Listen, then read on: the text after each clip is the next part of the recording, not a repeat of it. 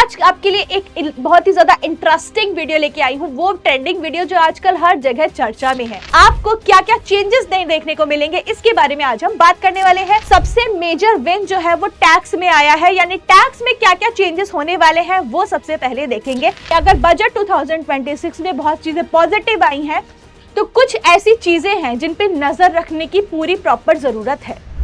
Hello everyone, कैसे हैं आप सब मेरे बीएफएसआई एस्पिरेंट्स। आई होप आप लोग बहुत अच्छे होंगे एंड इंडस्ट्री में अपना नाम कमा रहे होंगे। तो आज एकता आहूजा, मैं आपके मेंटोर, बीएफएसआई मेंटोर, आज आपके लिए एक बहुत ही ज्यादा इंटरेस्टिंग वीडियो लेके आई हूँ, वो ट्रेंडिंग वीडियो जो आजकल हर जगह चर्चा में है। यानी बजट 2026, यूनियन बजट 2026 1 फरवरी को आ चुका है और आज हम इसको डिकोड करने वाले हैं। कुछ मेजर विंस, कुछ मेजर चेंजेस देखने वाले हैं एंड साथ ही साथ आपको क्या इन्वेस्टमेंट स्ट्रेटजी लगानी पड़ेगी या आपको क्या क्या चेंजेस नहीं देखने को मिलेंगे इसके बारे में आज हम बात करने वाले हैं।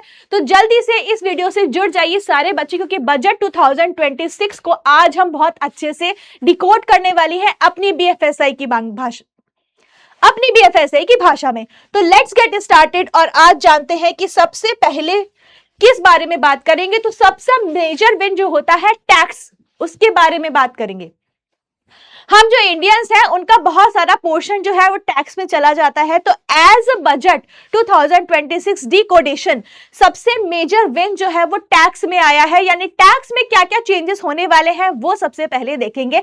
क्योंकि भाई सबका जो पॉइंट ऑफ फोकस पॉइंट है वो आपका टैक्स ही रहता है और सबसे ज्यादा लोग जो है वो टैक्स पर ही इंप्लाई करते हैं कि भाई टैक्स में क्या चेंजेस आए हैं और उस चेंजेस से आपकी मनी पे, आपकी पॉकेट पे क्या इफेक्ट पड़ने वाला है, तो इसके बारे में बात करेंगे। तो अगर मैं टैक्स बेनिफिट्स की बात करूं तो जो स्टैंडर्ड डिडक्शन है 50,000 से लिमिट बढ़ा के 75,000 कर दी गई है। यानी अगर आप 30% टैक्स ब्रैकेट में आते हैं तो आपका सीधा 7500 का बचत होगी टैक्स में। तो इसका मतलब यह है टैक्स बेनिफिट इसमें स्टैंडर्ड डिडक्शन में दिया जा रहा है। उसके बाद सेक्शन 80C की जो लिमिट है, जो इंटरेस्ट 1.5 लाख पर फाइनेंशियल ईयर आपको डिडक्शन मिलता था, आपको टैक्स रिबेट मिलती थी, उसकी लिमिट बढ़ा के 2 लाख रुपए कर दी गई है। अगेन अगर आप 30% की टैक्स ब्रैकेट में आते हैं तो 15,000 रुपीज तो आप डायरेक्टली यहीं पे सेव कर देंगे। तीसरा मेजर विन है वुमेन होम बायर्स के लिए, जहां पे होम लोन में जो विमेन होम बायर्स हैं, अगर वो लोन के लिए अप्लाई करती हैं तो वहां पे उनको 50,000 रुपए का एक्स्ट्रा डिडक्शन होता है एंड वहीं पे जो सीनियर सिटीजन है उनको मॉर्गेज में भी बेनिफिट मिलने वाला है। तो ये है basic tax norms, tax changes, जो बेसिक डिडक्शंस हैं उन डिडक्शंस को कैसे चेंज किया गया है और आपका कहां पे कितना पैसा बचने वाला है। अब बात करेंगे इन्वेस्टमेंट स्ट्रैटेजी शिफ्ट की, यानी आपकी जो इन्वेस्टमेंट है वो कैसे शिफ्ट होगी। तो सबसे बड़ा विन और सबसे बड़ा जो चेंज आया है वो आया है सॉवरेन गोल्ड बॉन्ड्स यानी एसजीबी में।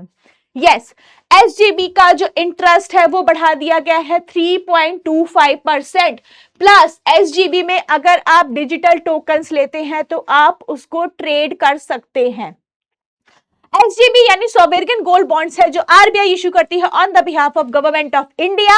ये एसजीबी बॉन्ड्स जो है वो गोल्ड से बैक्ड अप होते हैं और इनके इंटरेस्ट रेट में चेंज हो गया है। यानी अगर आप सेफ ऑप्शन और ग्रोथ चाहते हैं साथ में तो आप एसजीबी में पैसा लगा सकते हैं। दूसरा है एनपीएस। एनपीएस में पार्शियल विड्रॉल में टैक्स लगता था, उस टैक्स को हटा दिया गया है। There will be no tax on partial withdrawal. तो इसका मतलब यह है कि रिटायरमेंट की प्लानिंग बहुत बढ़िया होने वाली है आपकी। जो भी एनपीएस में अपना पैसा जमा करा रहे हैं उनके लिए बहुत अच्छी न्यूज है। थर्ड है ग्रीन बॉन्ड्स, यानी जो भी आप अगर एथिकल इन्वेस्टर्स हैं या आप चाहते हैं कि आपका जो पैसा है वो green energy, renewable energy, sustainable projects में लगे तो आप ग्रीन बॉन्ड्स ले सकते हैं।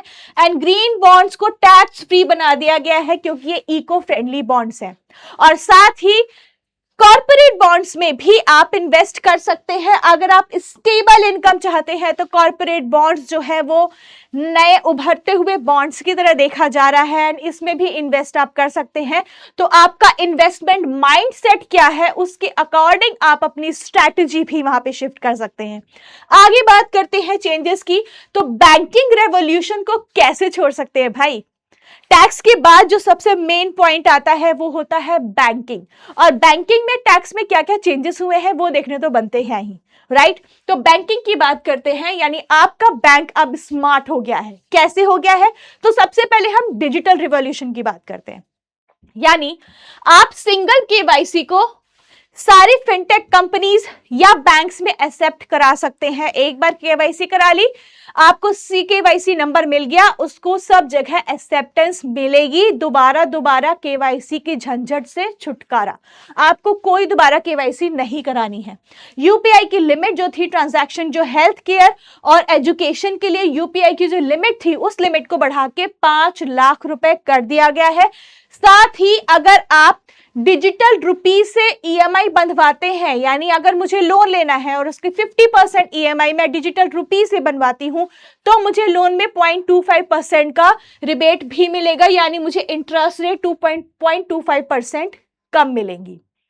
आगे बात करते हैं डिपॉजिट्स की। तो जितने भी सीनियर सिटीजन्स हैं उनके लिए कहा गया है कि अगर आप 10 साल के लिए लॉक इन पीरियड के लिए एफडी कराते हैं तो आपको गारंटीड 8.5% रिटर्न मिलेगा। लो जी, इसका मतलब ये है कि अगर 10 लाख की एफडी आपने करा ली, आपको 8.5% गारंटीड मिल रहा है, यानी कि आप अपनी रिटायरमेंट के साथ साथ जो आप आगे अपने ग्रैंड चिल्ड्रन के बारे में सोच रहे हैं वो भी आप बहुत अच्छे से सोच सकते हैं एंड और भी अच्छी रिटर्न्स जनरेट कर सकते हैं। साथ ही साथ अगर आप ग्रीन डिपॉजिट्स कराते हैं तो आपको 0.5% एक्स्ट्रा इंटरेस्ट मिलता है। जैसे हमने ग्रीन बॉन्ड्स की बात करी, वैसे ही ग्रीन एफडी भी होती है। अगर मैं ग्रीन एफडी कराती हूं तो मुझे 0.5% अब एक्स्ट्रा इंटरेस्ट मिलेगा। साथ ही अगर मैं अर्ली एफडी क्लोजर कराती हूं, यानी कि प्री मैच्योर विड्रॉ कराती हूं, तो 5 लाख तक कोई पेनल्टी नहीं है। 5 लाख के बाद जितना पैसा होगा या जितने की एफडी होगी तो वहां पे मुझे पेनल्टी पे करनी पड़ेगी। तो सपोज करिए अगर मेरी 10 लाख की एफडी है और मैं इसको फोरक्लोजर करा देती हूं, तो 10 लाख की एफडी में 5 लाख तक मेरा कोई पेनल्टी नहीं लगेगा, लेकिन बचा हुआ जो नेक्स्ट 5 लाख है उसमें मुझे पेनल्टी जरूर भरनी पड़ेगी। तो भाई ये भी बहुत अच्छा रेवोल्यूशन है। अब हम लोन की बात करते हैं। तो जैसे हमने पहले बात करी कि जो विमेन है, विमेन अगर होम बायर विमेन है और वो लोन के लिए अप्लाई करती है तो 50,000 तक का उनको टैक्स डिडक्शन मिलता है। साथ ही अगर मैं एमएसएमई लोन की बात करूं तो जितने भी एमएसएमई सेक्टर्स हैं और वो लोन के लिए अप्लाई करते हैं और यूपीआई आईडी के साथ अप्लाई करते हैं तो उनका लोन 5 सेकंड में वेरीफाई होकर सैंक्शन हो जाएगा।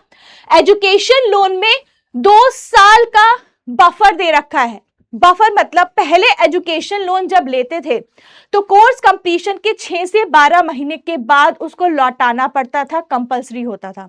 लेकिन अब वो लिमिट बढ़ा दी गई है, 6 से 12 महीने नहीं रख के सीधा 2 साल कर दिया है, यानी पोस्ट कोर्स आप 2 साल तक रुक सकते हैं, उसके बाद आपको लोन 100% चुकाना ही पड़ेगा।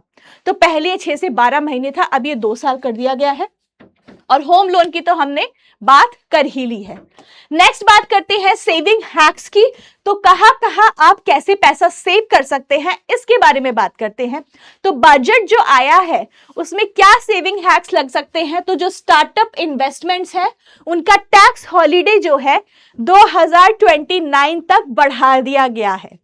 तो स्टार्टअप इन्वेस्टमेंट करते हैं आप तो आपको टैक्स हॉलिडे भी मिलेगा, यानी टैक्स को सीधा वेकेशन पे आप भेज सकते हैं 2029 तक।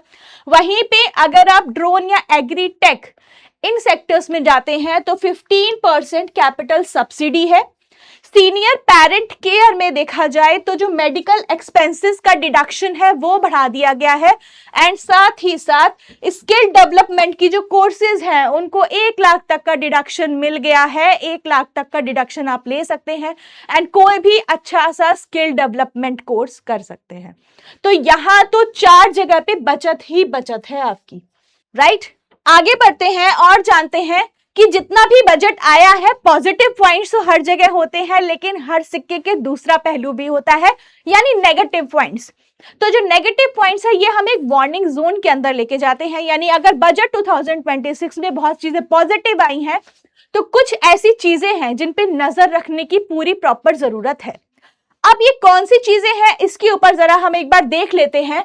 तो हमें सबसे पहले गिफ्ट टैक्स देखना है, यानी आप अपने नॉन रिलेटिव को जो गिफ्ट देते हैं उसकी लिमिट है 1 लाख रुपए। 1 लाख रुपए से ज्यादा का गिफ्ट देंगे तो गिफ्ट टैक्स आपको भरना पड़ेगा। दूसरी बात है क्रिप्टो करेंसी। बहुत सारे इंडियन इन्वेस्टर्स ने क्रिप्टो करेंसी पे बहुत पैसा लगाया हुआ है, लेकिन बजट 2026 में इसका नामो निशान तक नहीं है। कोई क्लैरिटी नहीं है बजट में, कोई आपको ट्रांसपेरेंसी नहीं दी गई है। तो इसका मतलब अभी भी क्रिप्टो करेंसी जो है उसमें ट्रेडिंग करना रिस्की हो सकता है, क्योंकि कोई भी क्लैरिटी नहीं है। गोल्ड इंपोर्ट ड्यूटी चेंज नहीं हुई है, गोल्ड इंपोर्ट ड्यूटी अभी भी 15% ही है, उसको चेंज नहीं किया गया है। एंड साथ ही म्यूचुअल फंड्स में जो सिक्योरिटीज ट्रांजैक्शन टैक्स यानी एसटीटी लगता है, वो एसटीटी डे ट्रेडिंग में थोड़ा सा बढ़ने के चांसेस हैं।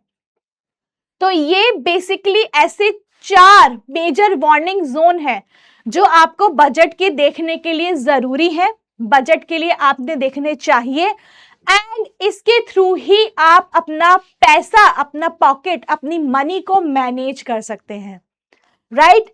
तो ये था बजट 2026 डिकोडेड, और क्या क्या मेजर चेंजेस हुए हैं, क्या क्या ध्यान रखना है, ये सब चीजें मैंने आज की वीडियो में आपको बताया है। हमें जरूर बताइएगा कि आपको क्या लगता है कि बजट 2026 आपके फेवर में है या फेवर में नहीं है, या ऐसा कौन सा आपका मोस्ट पॉजिटिव चेंज देखने को आपको मिला है इस बजट 2026 में, या फिर ऐसा कौन सा नेगेटिव इंपैक्ट है जो बजट 2026 से उभरता हुआ नजर आ रहा है। हमें कमेंट सेक्शन में जरूर बताइएगा। तो मैं एकता आहूजा यहां से लेती हूं गुड बाय, एंड नेक्स्ट ऐसी ही इंटरेस्टिंग वीडियो में मैं नई नई चीजें लेकर आती रहूंगी आपके साथ। तब तक के लिए thank you so much, take care, have a nice day.